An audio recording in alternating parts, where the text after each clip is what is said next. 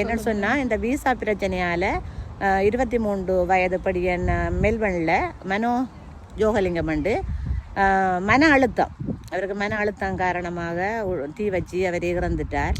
அதே மாதிரி இன்னொரு அண்ணா செத்துருக்கிறார், 45 years old. அவருக்கு ஹார்ட் அட்டாக் வந்து அவரும் செத்துருக்கிறார். அவரும் எங்களை மாதிரி விசா இல்லாமல் இருந்தவர் தான்.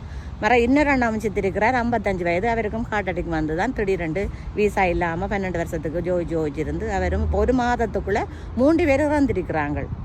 நாங்கள் 2012ஆம் ஆண்டு இங்கே வந்து இவ்வளவு காலமும் ஒரு விசாவும் இல்லாமல் அடிப்படை வசதிகள் எதுவும் இல்லாமல் இருக்கிறோம். அதால் எங்களை சிச்சுவேஷன் தான் இதில் இருக்கிற எல்லாருக்கும். முதலாவது பிரச்சனை என்னன்னு சொன்னால் அடிப்படை வசதி எனக்குள்ள மெடிக்கியா இல்லை, மற்றது ஒர்க் ரைட்ஸ் இல்லை, மற்றது ஸ்டடி ரைட்ஸ் இல்லை, எல்லாம் ஸ்டாப் பண்ணியிருக்கிறாங்க. அதால் பிள்ளைகள வாழ்க்கை கேள்விக்குறியாக தான் இருக்குது. எப்படி முடியுமன்றது ஒன்றுமே விளங்குதில்லை. அதுக்காக தான் நாங்கள் இந்த போராட்டத்தை நடத்துகிறோம். என்னடா எனக்கு 3 பிள்ளைகள். அதில் மூத்தவருக்கு 23 years old, மற்றவருக்கு 22, மற்றவருக்கு 10 years old. அதில் ஃபர்ஸ்ட் மகன் 23 years old. அவர் இப்போ கிரிக்கெட் கோச்சிங்கில் இருக்கிறார். ஹை ஸ்கூல் முடிச்சுட்டு பிடி டீச்சருக்கு கிடைச்சது ஜூனிக்கு போகிறதுக்கு. விசா இல்லாததால் அவருக்கும் போகலாம் போயிட்டு. அதே மாதிரி மகளும் யூனிவர்சிட்டிக்கு இன்டர் பண்ணவர் டாக்டருக்கு படிக்கிறதுக்கு அவைக்கும் போகலாம் போயிட்டு விசா இல்லாததால்.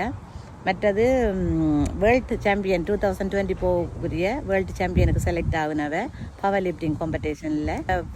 ஆல் ஆஸ்திரேலியாவிலையும் பவர் தான் நம்பர் 1. அது விசா இருந்திருந்தா அவள் லாஸ்ட் மந்த் போயிருப்பா வேர்ல்டுக்கு, போகலாமல் இருக்குது. அதே மாதிரி தான் இங்கே இருக்கிற நிறைய பிள்ளைகள் யூனிவர்சிட்டிக்கு இன்டர் பண்ணியும் இந்த விசா இல்லாதால் போக முடியாமல் இருக்குது. எல்லாரோட சிச்சுவேஷனும் ஒரே நிலைமை தான் இருக்குது. நாங்கள் இப்போ கவர்மெண்ட்டிட்ட கேட்குறேன்னு சொன்னால் இந்த அரசாங்கம் ஒரு நல்ல அரசாங்கம் இருக்கிறவங்க.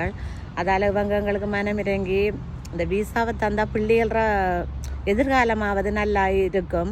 அதால் நாங்கள் அவங்கள்ட்ட கெஞ்சி மண்டாடி கேட்குறோம், எங்களுக்கு ப்ளீஸ் எங்களுக்கு இந்த விசாவை தந்தால் நாங்கள் போய் வேலைக்கு போவோம், டெக்ஸுக்கு வேலை செய்வோம், பிள்ளைகள் படித்து அவங்க நல்ல ஃப்யூச்சரில் நல்ல நிலைமையில் வந்தால் அவங்களுக்கு இப்போ டெக்ஸ் ஒர்க்குக்கு போய் அவங்களுக்கு தானே டெக்ஸ் கட்டு நாங்கள் தண்ணுவோம். இந்த நாட்டுக்கு நாங்கள் உதவியாக இருப்போம், வேறு எந்த தொந்தரவும் இல்லாமல் உதவியாக இருப்போம் அவங்களுக்கு. அதால் எங்களுக்கு இந்த கவர்மெண்ட்டிட்ட கேட்டுக்கொள்கிறது என்னன்னு சொன்னால் ப்ளீஸ் பண்ணி எங்களுக்கு இந்த விசாவை தாங்கன்னு சொல்லி கேட்டுக்கொள்வோம்.